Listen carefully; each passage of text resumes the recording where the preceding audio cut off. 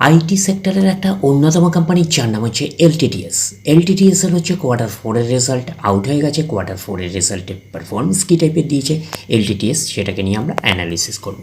তো কোম্পানিটা কিন্তু ফাইনাল ডিভিডেন্ড ডিক্লেয়ার করেছে, কিন্তু 38 টাকা কিন্তু ফাইনাল ডিভিডেন্ড ডিক্লেয়ার করেছে। তো ফাইনাল ডিভিডেন্টের ক্ষেত্রে কিন্তু শেয়ার হোল্ডারদের অ্যাপ্রুভালের প্রয়োজন হয়, এইটুখানি মাথায় রাখবেন। এইবারে আমরা চলে যাচ্ছি কোম্পানিটার হচ্ছে কোয়ার্টার 4-এর রেজাল্টে।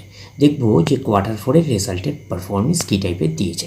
তো আমরা চলে আসলাম কোম্পানিটার হচ্ছে কোয়ার্টার 4-এর রেজাল্টে। আগে আমরা ফার্স্ট দেখে নেব যে সিকোয়েন্সগুলো ঠিকঠাকভাবে সাজানো রয়েছে নাকি।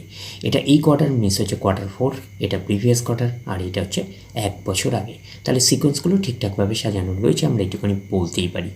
এইবারে আমরা দেখে নিই অ্যামাউন্টগুলো কিসে দিয়েছে। অ্যামাউন্টগুলো হচ্ছে মিলিয়ন্সে দিয়েছে অ্যামাউন্টগুলো। এইবারে আমরা চলে যাব কোম্পানিটার হচ্ছে টোটাল ইনকামে। তো টোটাল ইনকামে যাওয়ার আগে আমরা কি করব, একটু লার্জ করে নিয়ে অ্যাডজাস্ট করে নেব, তাহলে আপনাদের কাছে ব্যাপারটা আরও ভিজিবল হবে। তো এইবারে আমরা চলে আসছি কোম্পানিটার টোটাল ইনকামে।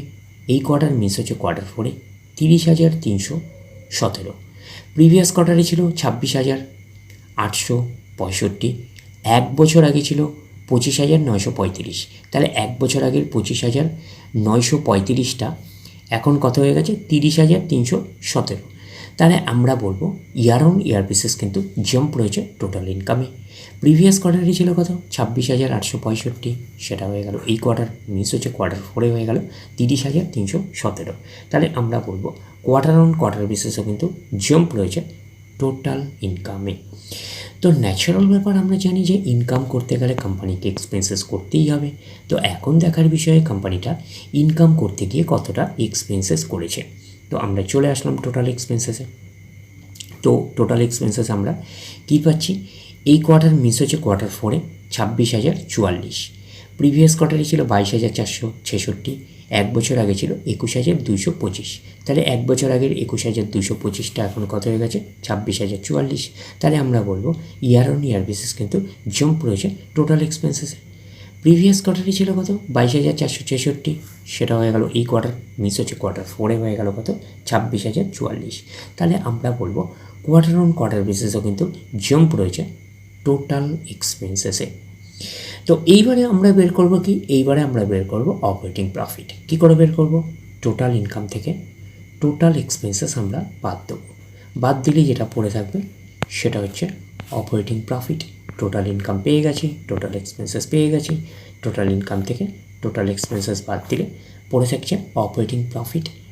অর্থাৎ আপনারা বলতে পারেন profit from ordinary activities before tax, এটাকে আমরা অপারেটিং প্রফিট বলতে পারি। এই কোয়ার্টার মিস হচ্ছে কোয়ার্টার 4-এ 4,273।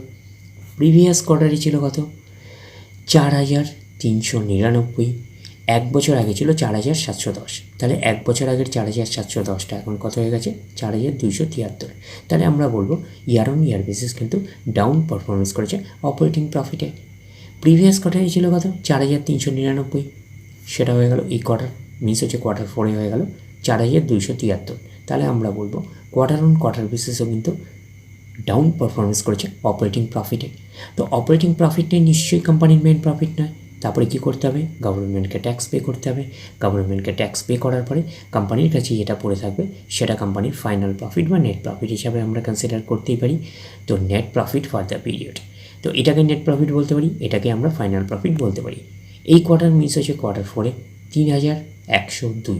প্রিভিয়াস কোয়ার্টারে ছিল 3195। 1 বছর আগে ছিল 3414।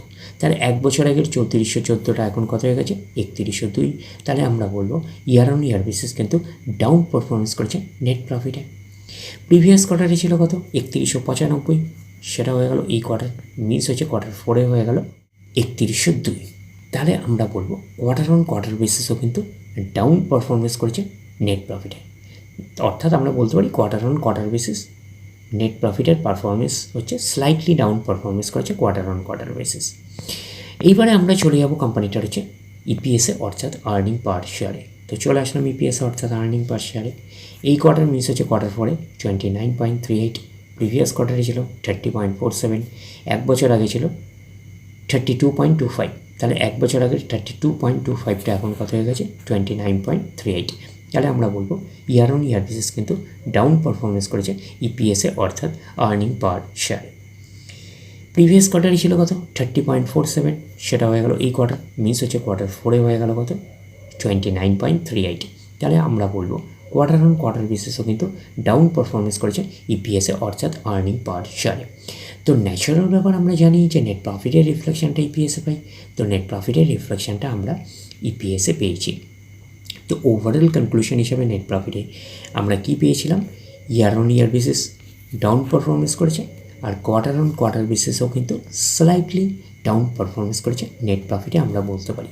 তো ওভারঅল কনক্লুশন হিসাবে আমরা বলতে পারি যে এলটিটিএসের হচ্ছে কোয়ার্টার 4-এর রেজাল্ট আমরা বলতে পারি একটা ওকে টাইপের একটা পারফরমেন্স করেছে, আমরা কিন্তু এটুখানি বলতেই পারি।